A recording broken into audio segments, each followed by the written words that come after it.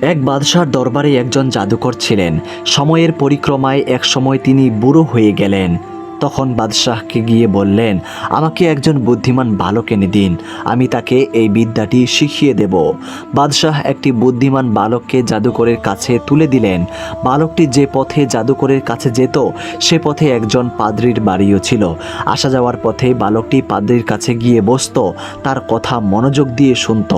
পাদ্রির প্রতি ধীরে ধীরে বালকটির মুগ্ধতা তৈরি হলো।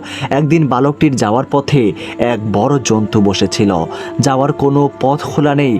বালকটি ভাবল, এটা জাদুকরি নাকি সত্য তা পরীক্ষা করে দেখার এটিই উপযুক্ত সময়। সে একটি পাথরের টুকরো কুড়িয়ে নিয়ে বলল, হে আল্লাহ, যদি পাদ্রির আমল তোমার কাছে জাদুকরের আমলের চেয়ে ভালো এবং পছন্দের মনে হয় তাহলে এই জন্তুকে মেরে ফেলো, যাতে মানুষের যাতায়াতের পথটি খুলে যায়। এই বলে বালকটি পাথর ছুঁড়ে মারলে জন্তুটি মারা যায়। বালক এবার পাদ্রির কাছে এসে সব ঘটনা খুলে বলল। পাদ্রি বললেন, বাবা, এবার তুমি জ্ঞানের পূর্ণতায় পৌঁছে গেছো।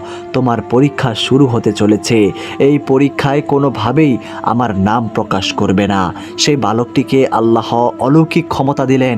সে অন্ধ ও কুষ্ঠরোগে আক্রান্ত সহ বহু রোগীর জন্য দোয়া করতে লাগলো। তারাও সুস্থ হয়ে উঠতে লাগলো। তবে কেবল যারা খ্রিস্ট ধর্মে ঈমান আনত তারাই তার দোয়ায় উপকার পেত। একদিন বাদশাহর এক ঘনিষ্ঠ ব্যক্তির চোখের অন্ধত্বও তার দোয়ায় সেরে গেল।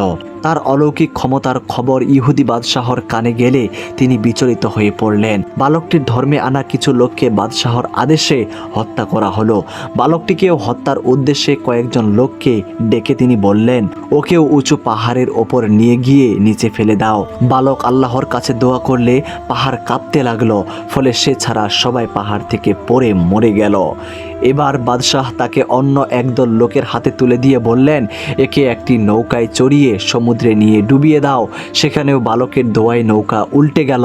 ফলে সবাই পানিতে ডুবে মারা গেল, কিন্তু বালকটি বেঁচে গেল। এবার সেই বালক বাদশাহকে বলল, আপনি যদি আমাকে হত্যা করতেই চান তাহলে এর সঠিক পদ্ধতি হলো একটি খোলা ময়দানে মানুষ জমায়েত করুন। এরপর আল্লাহর নামে শুরু করছি এই কথা বলে আমার গায়ে তীর ছুড়ুন, তাহলে আমি মারা যাব। বাদশাহ তাই করলেন। বালকটি মারা গেল। কিন্তু সেখানে উপস্থিত লোকজন সমবেত কণ্ঠে বলে উঠল, আমরা এই বালকের রবের প্রতি ঈমান আনলাম।